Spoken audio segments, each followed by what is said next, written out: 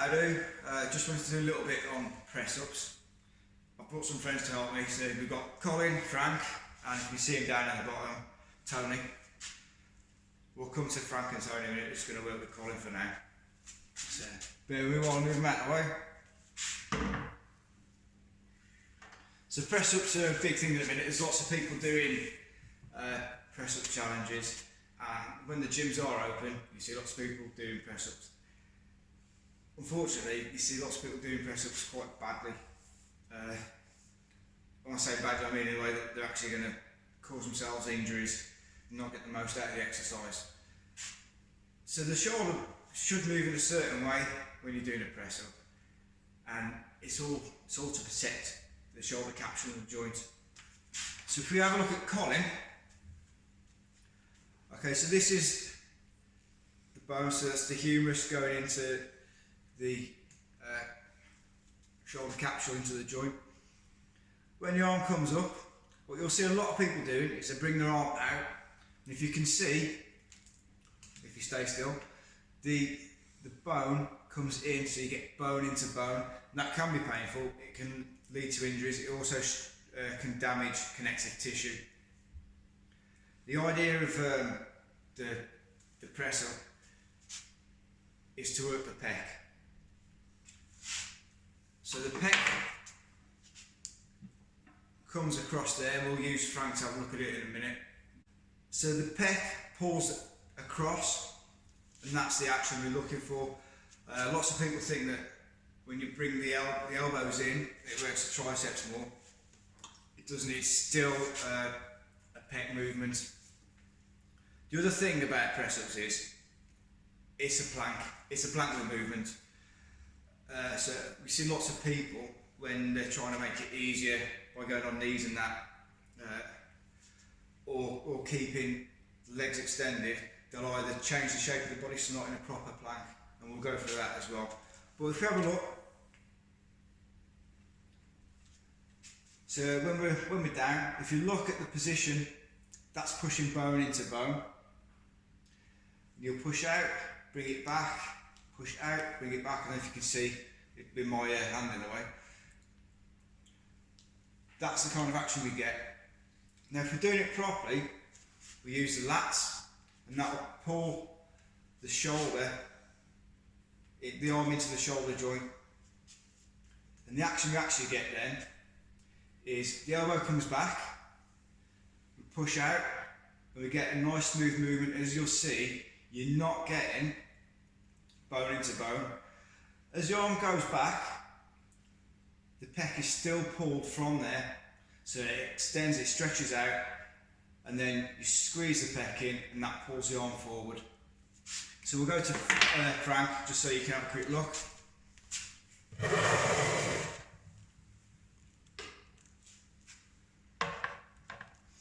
So, there's the pec.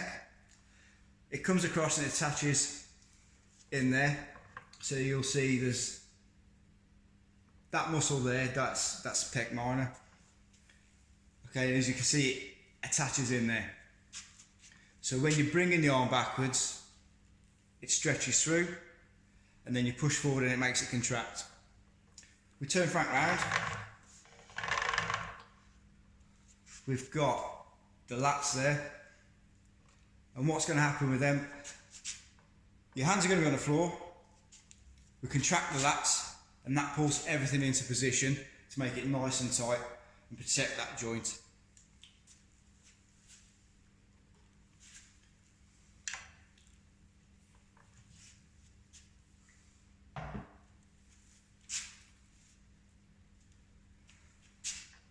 Okay, so if you look at Tony, Tony's in a classic press-up position that you might see in a class. So he's trying to make it easier, so he's gone onto his knees. But if you have a look at the position of the hands are turned in, the elbows are flared out, the bum's up in the air, and what he's doing is he's loading everything into the shoulders. And the shoulders aren't really big muscles, so they're going to struggle. And in fact, with this little model I've got, if you look, I can't even bring his arm up anymore. If we extend him out, bring the elbows in, you'll have to bear with me. He's an artist model and he's temperamental. Okay, so what we're looking at then is keeping that straight line. And if you look at how the arms come back now, if he extends, you get a nice straight line, nice easy movement within the shoulder. That's enough from those guys. He's looking special there, never mind. Sit down, head up, smile to the camera. Okay, so you might notice that this isn't Colin, Frank or Tony. This is Sarah. Sarah's going to help me. Colin, Frank and Tony have gone for a new bound and a chin wag. So first off we'll look at getting into a plank. So Sarah, if you want to get yourself into a plank for me. So the first thing you see is the big dip in the back there. So what you need to do is lift at the stomach and pull it up. Okay, you can relax there. So if you struggle with that, you can drop onto the knees, but you still need to extend at the waist and the hips. So if you want to drop yourself into a kneeling plank for me. Okay, if we look at the position of the hands, they're in a nice straight line and directly under the shoulder. What that means is everything's squeezed into the shoulder and it's not going to put undue pressure. Okay, and if you want to relax. So what I've seen some people do when they're doing a plank is they'll have the hands down, the bums up, or they're arching, or they're really pressing forward that way. What you're doing there is instead of using the core musculature, loading into the shoulder, and in particular the front of the delt, it's quite a small muscle to put all that power into. And also, it's just going to put excess stress on the soft tissue. So, I'm going to get Sarah to demonstrate some bad press-ups, because she quite likes doing them. And it just shows you a little bit more what that does to the shoulder. So as you can see, bums up, so we're not in a plank, so the core musculature isn't really taking effect there. If you want to just do a couple of press-ups for me, that's it. But as you can see, the elbows are coming out, the hands are still in, and what that does, if we think about science, as that comes out, it pushes into the joint and then pushes into that joint.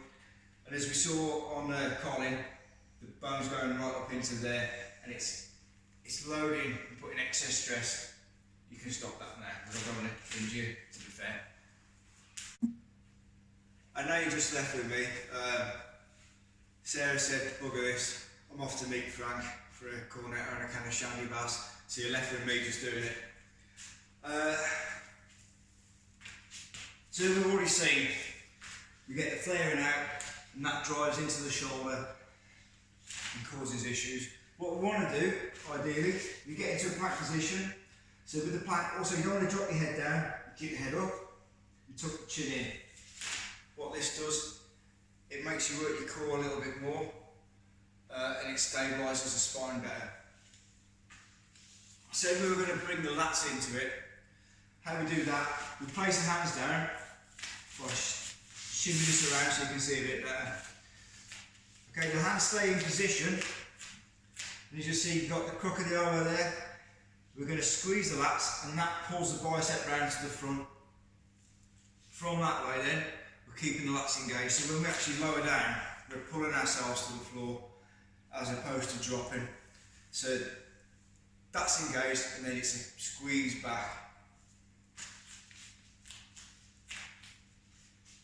So you'll get yourself in position, pull round, heads back, and then we lower down and what you'll see is the elbows stay in towards the body and we push back up out.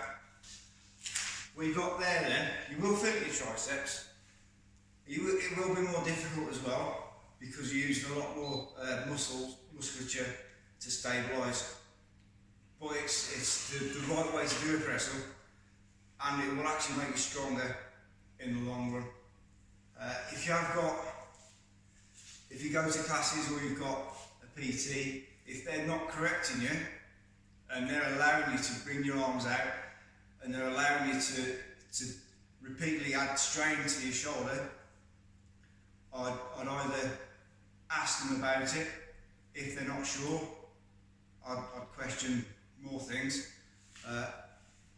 If you still struggle with it, feel free to ping me messages. I can chat about how I can help you get into regressions, progressions, and get you stronger, fitter, but more importantly, safely. That's it for now. Cheers. Just one last one before I go, I forgot. Thanks to my friends at Telford Snowboarding and Ski Centre for letting me film in their premises. It's much appreciated. Bye.